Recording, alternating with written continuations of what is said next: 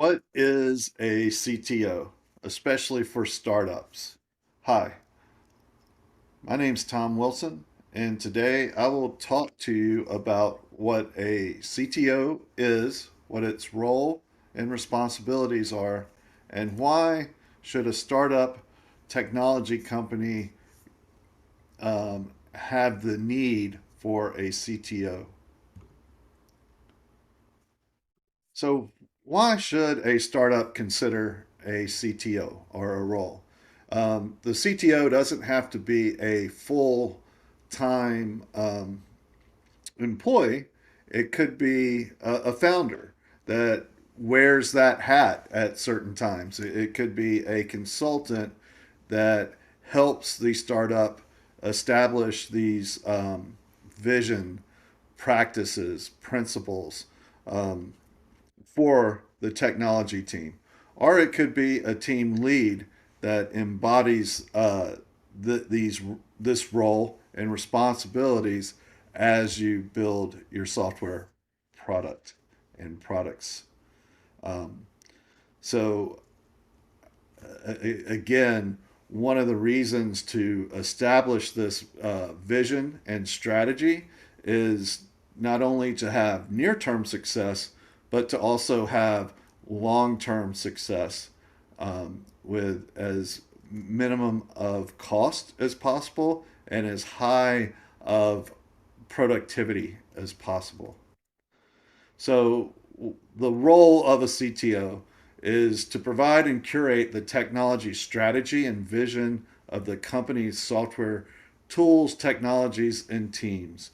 Um, they're the sole component or the kind of coach, if you will, to set your team and your software strategies up for success. So with that role, there's three responsibilities that really stand out in terms of a CTO.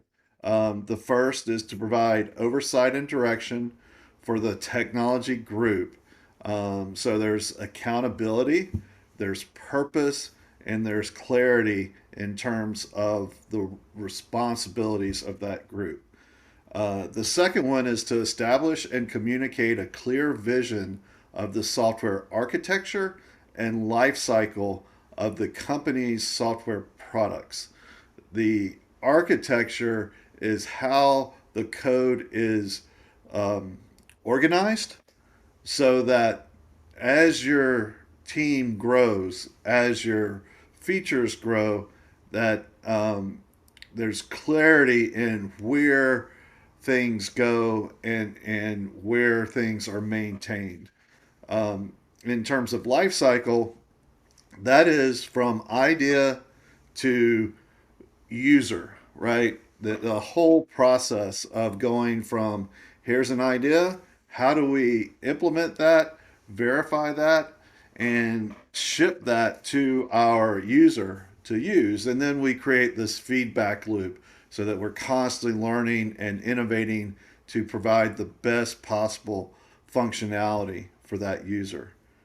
The third is to meet and work with customers, prospects, leaders, stakeholders to help provide clarity and understanding of the technical abilities and capabilities of the products and the team. This is what many people call user experience, but the more that you can, provide clarity on how the problem is being defined and how the solution is working in a way to create um, to create clarity in the outcomes for the user so they're satisfied when they're paying for this value that that value is being delivered. So those are the three high level responsibilities of a CTO. To sort of dive into each one a little bit, we'll first start with oversight and direction. Um, the main gist of this is to establish values. And you hear of core values within a company, but you have values within a technology group. These values really perform the guidelines of decision making within the group. There's four core uh, values presented in the Agile Manifesto, which are really kind of the standard starting point for any technology team's values. Um, and we'll leave a link in the video for you to visit that.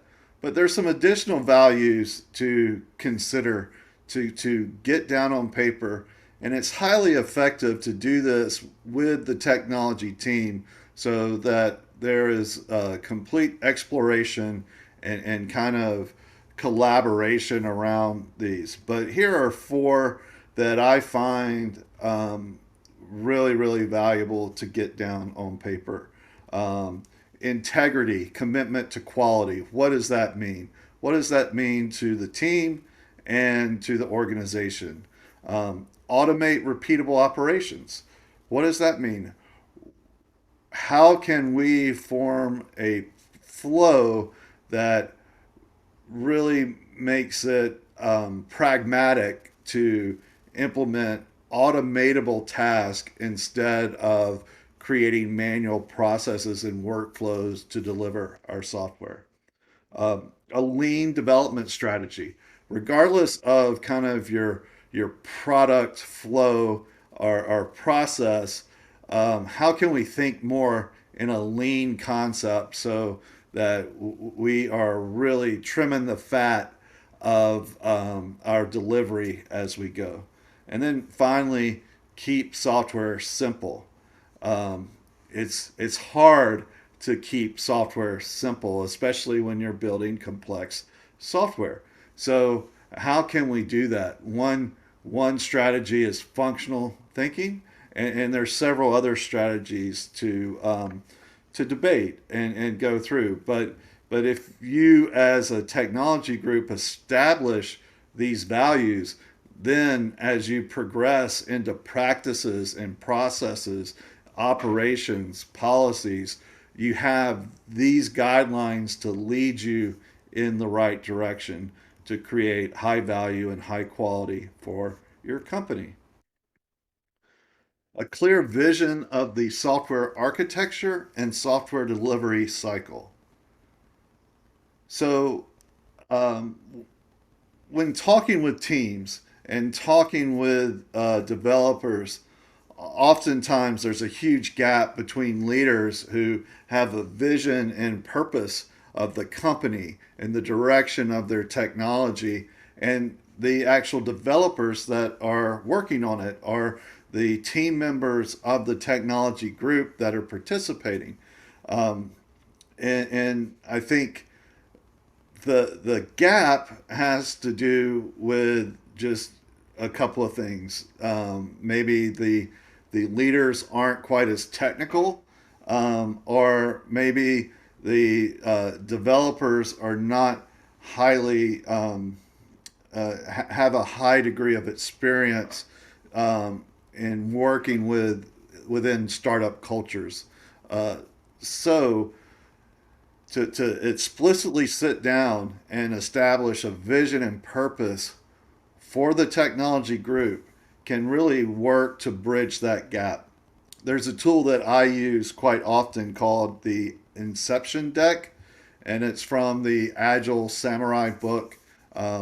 And it's just 10 questions. It's 10 focusing questions about your product to really drill into that vision, purpose, and set expectation boundaries between the technology group and the business leaders. Um, the other point is continuous delivery, right?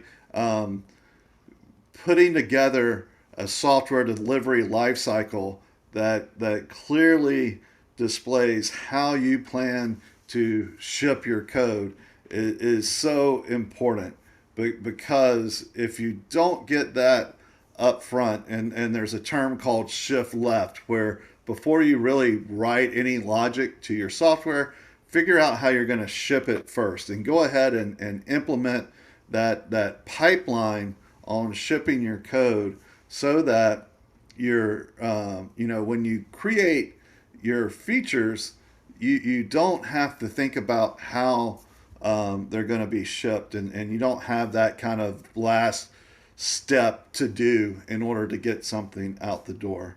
And then clean architecture. There's several different architecture paradigms or patterns, um, and really giving thought to why you're choosing a particular pattern. What's the pros and cons of that pattern? What are the trade offs? And making that clear as a technology group is hugely important. I think clean architecture does this really, really well.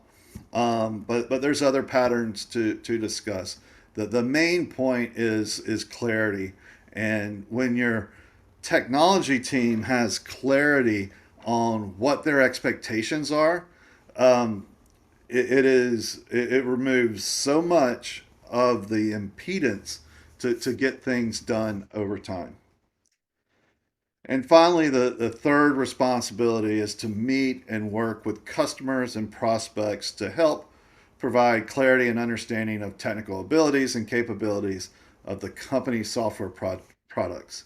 So, this is a big sentence that basically means empathy. As a CTO, you need to understand the customer as deeply as you possibly can. Now, that doesn't mean if your customer is a doctor that you have to become a doctor. What it means though is you need to understand why they would be interested in this product. What value does it provide to that customer so that they're willing to pay for the product?